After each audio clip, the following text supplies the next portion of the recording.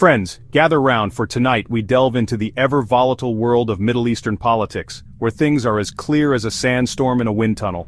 Our protagonist? None other than the former reality TV host himself, Donald Trump. Now, you might think that after leaving office a certain someone might hang up his red tie, dust off a copy of Art of the Deal, and embrace the quiet life of golfing and tweeting grievances from a gold-plated toilet. Not our guy?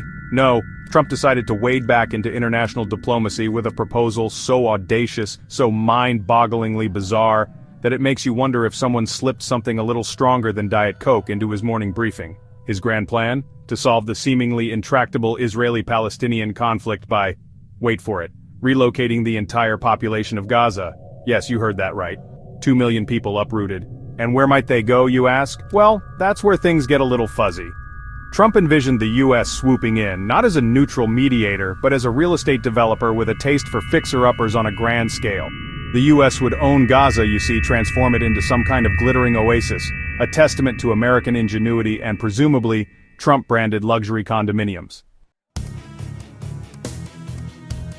Now, as with most things Trump touches, the devil was in the details, or rather, the lack thereof.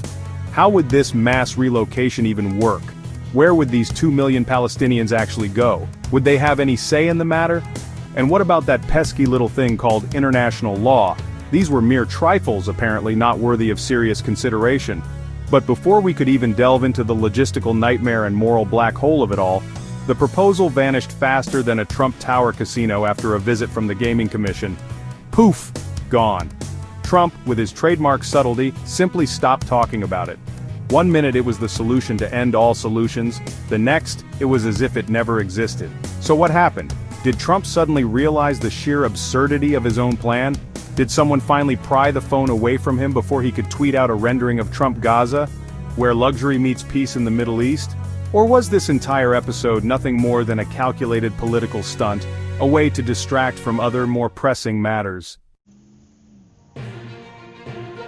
Unsurprisingly, the international community, not exactly known for its love of half-baked, potentially illegal land grabs, met Trump's proposal with all the enthusiasm of a vegan at a sausage fest. The UN, in a rare moment of unity, practically choked on its own charter, with experts calling the plan a blatant violation of international law.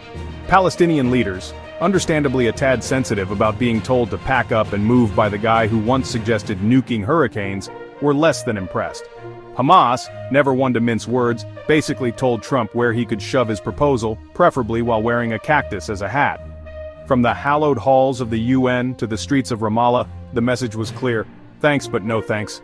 This wasn't a real estate deal, it was about people's lives, their history, their very identity, and they weren't about to be treated like pawns in some geopolitical game of Risk played by a man who probably couldn't find Palestine on a map if his life depended on it. Back home in the land of the free and the bewildered, the reaction to Trump's Gaza gambit was about as unified as a Thanksgiving dinner with your conspiracy theorist uncle who thinks the earth is flat. Democrats, still reeling from 4 years of Trumpian chaos, were horrified, albeit not entirely surprised. They denounced the proposal as illegal, immoral, and just plain stupid. Congress critters fired off strongly worded letters and introduced legislation to block any such harebrained scheme. Data for Progress, a progressive polling firm, found that a whopping 64% of U.S. voters opposed the plan, with opposition highest among Democrats and independents. Republicans, however, were a bit more divided. Some, still under the spell of Trump's reality-bending charisma, mumbled their support, praising his bold vision and unconventional thinking. Others, perhaps sensing the political winds shifting, kept their heads down, hoping the whole thing would just go away. And then, there were those who, bless their hearts, seemed genuinely confused, as if they'd wandered into the wrong meeting. Section 5. Stalemate in the Desert, Ceasefire, and its Challenges. Now, all of this was happening against the backdrop of yet another flare-up in the seemingly endless cycle of violence between Israel and Hamas. A ceasefire had been cobbled together, but like a cheap suit, it was already starting to fray at the seams. Hamas was dragging its feet on releasing Israeli hostages, citing Israeli shelling and insufficient aid.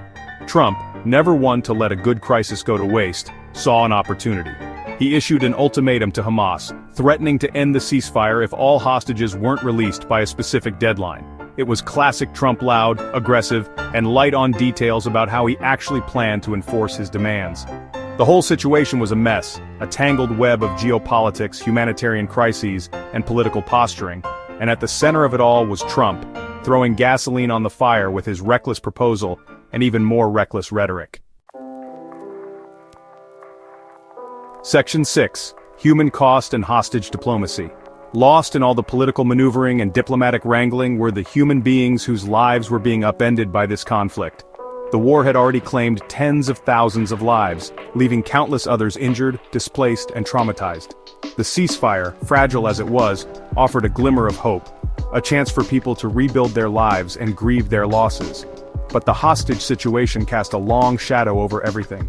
Families on both sides waited anxiously for news of their loved ones, their lives on hold, their futures uncertain.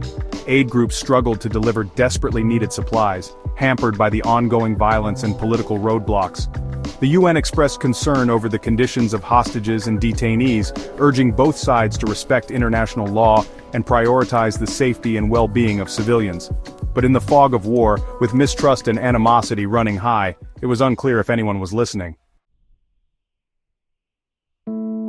Section 7. Regional ripples and international condemnation. The fallout from Trump's Gaza proposal wasn't confined to the Middle East. It sent shockwaves through the international community, further isolating the United States on the world stage.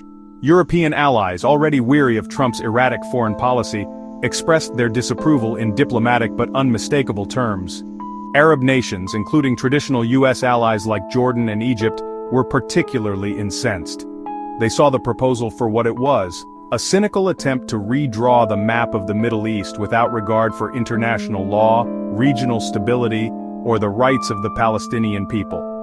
Even Benjamin Netanyahu, the Israeli prime minister and longtime Trump confidant, was reportedly taken aback by the audacity of the plan. While he publicly praised Trump's friendship and commitment to Israel's security, behind closed doors, it's said that he questioned the wisdom of such a radical and potentially destabilizing move. Section 8. Political ploy or policy pivot.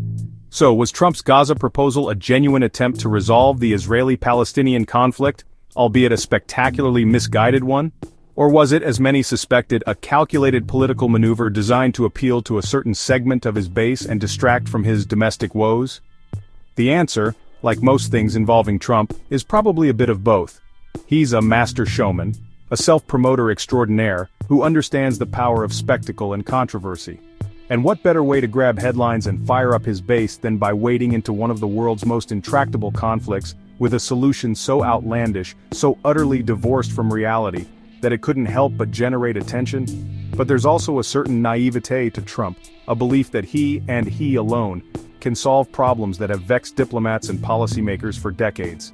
He's a man who thrives on deal-making, on the art of the compromise, and he seems to genuinely believe that he can bring the same deal-making prowess to the Israeli-Palestinian conflict that he brought to the boardroom.